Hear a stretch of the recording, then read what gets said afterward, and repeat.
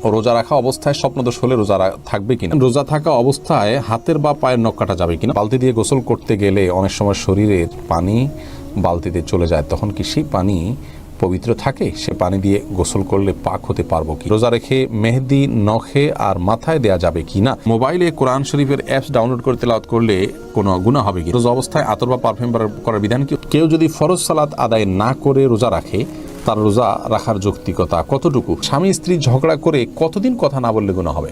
বিতির নামাজ কাজা পড়তে হয় কিনা এবং কাজা পড়তে হলে তা কখন পড়া উচিত? অসুস্থতার কারণে তারাবি যদি 20 রাকাত না পড়তে পারে তাহলে কত রাকাত পড়া উচিত? রোজা রেখে নাক বা কানে ড্রপ ব্যবহার করা যাবে কিনা? ওযু ছাড়া কি কোরআন পড়া যায়? বাসায় যদি কেউ না থাকে, ঘোমটা ছাড়া কি কোরআন পড়া যায়? সিয়ামরত মহিলার দিনের বেলা পিরিয়ড শুরু হলে দিনের বাকি অংশ না খেয়ে থাকতে হবে, খেলে কি গুনাহ হবে? মেয়ে মানুষ মারা গেলে মাইকে জানাজার ঘোষণা করে না কেন? রাসূল পাকের নাম স্মরণ করলে বৃদ্ধাঙ্গুলি দ্বারা চুম্বনের বিধান জানাবেন। আর বিলম্ব না করে চলুন তাহলে আপনাদের যে সমস্ত প্রশ্নগুলো আমাদের কাছে চলে এসেছে সেগুলোর উত্তর দিতে আমরা শুরু করি। আর সেই সাথে বলে রাখি যে এলমি একটা অনুষ্ঠান করা এবং হাদিস ভিত্তিক জ্ঞানের একটি অনুষ্ঠান, অতএব এটিকে অন্যদের দেখার সুবিধার্থে, অন্যদের জানার সুবিধার্থে শেয়ার করে দিন, ওয়াচ পার্টি করে দিন। এর মাধ্যমে আপনার ছোট্ট একটি ক্লিকের মাধ্যমে অনেক বেশি অফুরন্ত সওয়াবের আপনি অধিকারী হতে পারবেন।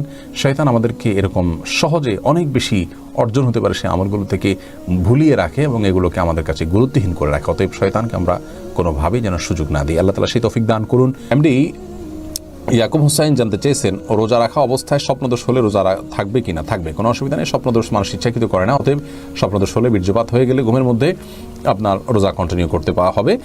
স্বপ্নদোষের কারণে বীর্যপাত হলে সে কারণে আপনি গোসল করবেন, গোসল ফরজ হবে আপনার, কিন্তু রোজা ভাঙবে না। আহমেদ শাহাদাত জানতে চেয়েছেন, রোজা থাকা অবস্থায় হাতের বা পায়ের নখ কাটা যাবে কিনা? উত্তর কাটা যাবে, কোনো অসুবিধা। রোজা রেখে হাত পা নখ কাটা যাবে, এর সাথে রোজা ভাঙের কোনো সম্পর্ক নেই। সোহাগ খান এডি থেকে আপনি জানতে চেয়েছেন, বালতি দিয়ে গোসল করতে গেলে অনেক সময় শরীরের পানি বালতিতে চলে যায়, তখন কি সেই পানি পবিত্র থাকে? সে পানি দিয়ে গোসল করলে পাক হতে পারবো কি না? ভাই সোহাগ, বালতি দিয়ে গোসল করতে গেলে যদি শরীরের পানি বালতিতে চলে যায় কোনো অসুবিধা নেই। যদি সরাসরি সেখানে কোনো নাপাক আছে এটি আপনার কাছে প্রমাণিত না থাকে, সন্দেহের কারণে কোনো অসুবিধা নেই। খায়রুন নাহার জানতে চেয়েছেন, রোজা রেখে মেহেদি নখে আর মাথায় দেয়া যাবে কি না? রোজা রেখে হাতে, নখে ইত্যাদিতে মেহেদি দেওয়াতে কোনো অসুবিধা নেই। জিয়াউর রহমান জুয়েল জানতে চেয়েছেন, মোবাইলে কোরআন শরীফের অ্যাপস ডাউনলোড করে তেলাওয়াত করলে কোনো গুনাহ হবে কিনা? না, কোনো গুনাহ হবে কেন, সওয়াব হবে, কোনো অসুবিধা নেই।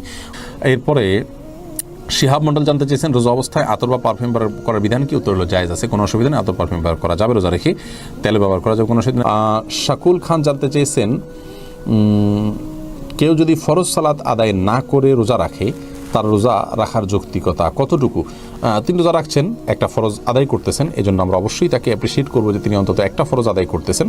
কিন্তু রোজা নামাজ না পড়ে রোজা রাখার মানে হলো যে তিনি লুঙ্গি না পরে আপনার গেঞ্জি পরার জন্য অস্থির হয়ে উঠেছেন। ব্যাপারটা এরকম হয়ে যাবে, গেঞ্জি পরাও দরকার কিন্তু লুঙ্গি পরার তার চেয়ে বেশি দরকার। অতএব নামাজটাকে সবচেয়ে বেশি গুরুত্বের সাথে দিতে হবে, তারপর তিনি রোজার জন্য চেষ্টা করতে হবে।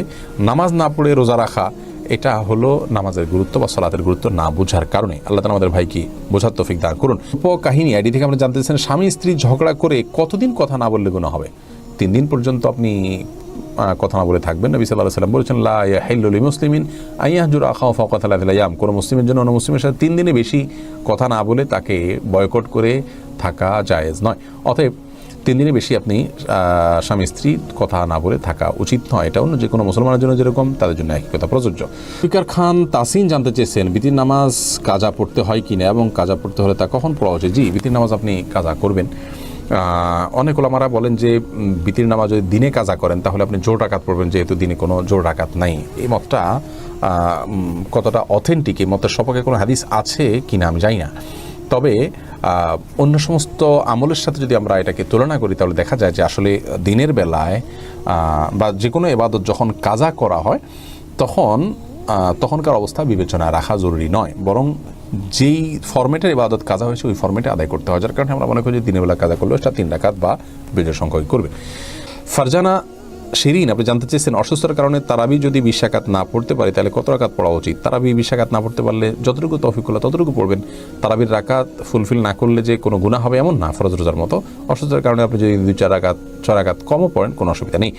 মেহেদি হাসান মির্জা জানতে চেয়েছেন রোজা রেখে নাক বা কানের ড্রপ ব্যবহার করা যাবে কিনা। ভাই মেহেদি হাসান, রোজা রেখে নাকে ড্রপ দিতে পারবেন না, কারণ নাকে ড্রপ দিলে সেটা গলায় যেতে পারে। নবী সাল্লাল্লাহু আলাইহি ওয়াসাল্লাম বলেছেন ওয়ামাদমিদ ইল্লা আনতাকুনা সাইমান, তুমি কুলি করবে কিন্তু রোজাদার হলে গড়গড়া করতে যাবে না, কারণ গড়গড়া করলে ভিতরে পানি যেতে পারে। নাকে ড্রপ দিলে সেটা যেহেতু ভিতরে যেতে পারে, অতএব সেই জায়গায় এখানে নাকে ড্রপ দেওয়া যাবে না রোজা রেখে। কিন্তু কানে ড্রপ দিতে পারেন, চোখে ড্রপ দিতে পারেন, যে চোখের সাথে আপনার আমাদের গলার সম্পর্ক নেই, কানে ড্রপ দিতে পারেন, সেটারও সরাসরি সম্পর্ক নেই। যদি আপনি গলায় স্বাদ অনুভব করেন ড্রপ দেওয়ার পরে কানে বা চোখে, তাহলে সেক্ষেত্রে আপনি সে রোজা আবার রেখে দিবেন, কিন্তু নাকে দিতে পারবেন না, যেহেতু নাকে দিলে সেটা ভেতরে যায়। স্বর্ণ এই আইডি থেকে আপনি জানতে চেয়েছেন অজু ছাড়া কি কোরআন পড়া যায়? বাসায় যদি কেউ না থাকে, ঘোমটা ছাড়া কি কোরআন পড়া যাবে? ঘোমটা ছাড়া কোরআন পড়াতে কোনো অসুবিধা নেই। অজু ছাড়া মুখস্থ থেকে কোরআন পড়তে পারবেন। কোরআন ধরলে অজু লাগবে। সুস্থ মানুষ কি শুয়ে শুয়ে কোরআন পড়তে পারে? আপনি যদি কখনো শুয়ে শুয়ে মুখস্থ থেকে কোরআন পড়েন, কোনো অসুবিধা নেই, কিন্তু কোরআনের গ্রন্থকে বুকের উপর নিয়ে পড়াটা কোরআনের সাথে দৃশ্যত অসম্মান, সেটা না করা উচিত। অসুস্থ হলে সেটা করা যাবে, অসুবিধা নেই। দাস এমডি রাইসুল রেজা জানতে চেয়েছেন সিয়ামরত মহিলার দিনের বেলা পিরিয়ড শুরু হলে দিনের বাকি অংশ না খেয়ে থাকতে হবে, খেলে কি গুনাহ হবে? না খেয়ে থাকা উচিত বাকি অংশ, তার রোজার সম্মানার্থী করা উচিত। মোহাম্মদুল্লাহ ইমন জানতে চেয়েছেন মেয়ে মানুষ মারা গেলে মাইকে জানাজার ঘোষণা করে না কেন? মানুষ মারা গেলে জানাজার ঘোষণা কেমন হওয়া উচিত? দেখুন, এটাকে আজানের বিকল্প হিসেবে বা আজানের সমপর্যায়ের ঘোষণা এটাকে বানিয়ে নেওয়া উচিত নয়। জাস্ট জানাজানি হলো, সেটা মাইকের মাধ্যমে হতে পারে। পুরুষদের যেরকম মারা গেলে অমুকের জানাজা হবে, অমুক মারা গেছেন, অমুক সময় জানা যাবে, ঘোষণা দেওয়া যেতে পারে। মহিলাদের ব্যাপারটাও ঘোষণা দেওয়া যেতে পারে, কোনো অসুবিধা নেই। তৌফিক এলাহি কাদেরি আপনি জানতে চেয়েছেন রাসূল পাকের নাম স্মরণ করলে বৃদ্ধাঙ্গুলি দ্বারা চুম্বনের বিধান জানাবেন। রাসূল আকরাম সাল্লাল্লাহু আলাইহি ওয়াসাল্লামের নাম শুনলে দুরূদ পাঠ করতে হবে, এ বিষয়ে নির্দেশনা হাদিসে রয়েছে। কিন্তু তার নাম শুনলে আঙ্গুলে চুমো খেয়ে চোখে লাগাতে হবে বা আঙ্গুলে চুমো খেতে হবে, এরকম কোনো নির্দেশ বিশুদ্ধ কোনো হাদিসে এসেছে বলে আমাদের জানা নেই। আমরা নিশ্চয়ই জানি যে রাসূল আকরাম সাল্লাল্লাহু আলাইহি ওয়াসাল্লামের হাদিসের ক্ষেত্রে শুদ্ধাশুদ্ধের একটা ব্যাপার আছে। সকল হাদিসকে যদি আমরা আমলযোগ্য মনে করি, যেটা বর্ণনা শুদ্ধ নয়, হাদিস তো কখনো অশুদ্ধ হয় না, কিন্তু হাদিসের বর্ণনা সূত্রের মধ্যে যদি কোনো ত্রুটি থাকে, সেটাও যদি আমাদের আমল করতে হয়, তাহলে তো পৃথিবীতে আর আপনার মুহাদ্দিসগণ যুগ যুগ ধরে শতাব্দীকে ধরে হাদিসের সিদ্ধতা নিরূপণ করার জন্য চেষ্টা করেছেন, তাহলে তার কোনো মানে হতো না। বোঝা গেল যে আমাদেরকে বিশুদ্ধ হাদিস গ্রহণ করতে হবে। কোনো বিশুদ্ধ হাদিসে নবী সাল্লাল্লাহু আলাইহি সাল্লামের নাম নেয়ার পরে আঙ্গুলে চুমু খাওয়ার কথা বর্ণিত হয়নি। বিভিন্ন তাফসিরের কিতাব, বিভিন্ন অন্যান্য কিতাবগুলোতে আছে। সে সমস্ত কিতাবগুলোর কোনো কথা থাকলে সেটা কোরআন অথবা হাদিসে প্রুফ থাকতে হবে। তাফসিরের কিতাবগুলোর যা আছে তার সব কিছু যদি আগাগুলো আমাদেরকে মানতে হয়, তাহলে তাফসিরগুলোতে কিন্তু অনেক ইসরায়েলি বর্ণনা ঢুকে গেছে, এরকম অনেক কিছু আছে, যার কারণে নবী সাল্লাল্লাহু আলাইহি সাল্লাম থেকে বিশুদ্ধভাবে এরকম কোনো বিষয় প্রমাণিত নয়। আমাদের যে সমস্ত ভাইরা চুমু খাচ্ছেন, নিশ্চয়ই নবী সাল্লাল্লাহু আলাইহি সাল্লাম ভালোবেসে চুমু খাচ্ছেন, কিন্তু মনে রাখা উচিত যে যারা চুমু খাচ্ছেন না তাদেরকে রাসূলের দুশমন বানায় দিচ্ছেন, এটা উচিত নয়। নবী আলাইহিস সালামের ভালোবাসা এটা চুমু খাওয়ার মাঝে আসলে নিহিত নয়, বরং তার ভালোবাসার প্রমাণ হলো আমরা তারকে কতটা অনুসরণ করার চেষ্টা করছি, তাকে কতটা মেনে চলার চেষ্টা করছি, তার পদাঙ্ক কতটা আমল করার চেষ্টা করছি, সেটার উপর নির্ভর করে। আল্লাহ তাআলা আমাদেরকে বোঝার তৌফিক দান করুন এবং হেদায়েতের উপরে রাখুন, এবং বাড়াবাড়ি এবং গোলামি থেকে বা ভ্রান্ত বিশ্বাস থেকে আল্লাহ তাআলা আমাদের সকলকে হেফাজত রাখুন।